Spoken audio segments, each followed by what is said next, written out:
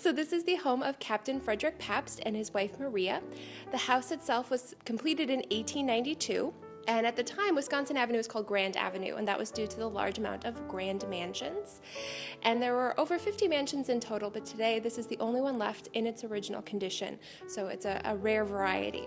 It was designed by an architectural firm Ferry and Claas in a Flemish Renaissance Revival style, and the house had 66 originally constructed rooms. It's over 20,000 square feet with 5 levels, including a basement and an attic.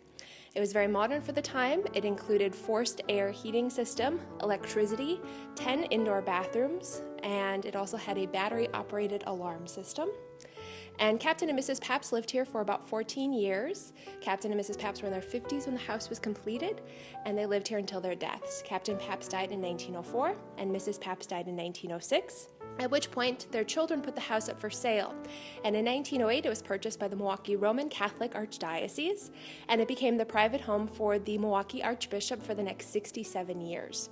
So it was their private home, and over that time, 5 different archbishops lived in the home, from Mesmer to Cousins, and used it as the basis for the Milwaukee Archdiocese in Milwaukee. And they were here through 1975, at which point they sold the home, and at that point the interested buyer owned a hotel, and the hotel owner was interested in purchasing the property to demolish the Pabst mansion and build a parking lot. And a group of people were able to raise the funds and save the house from demolition.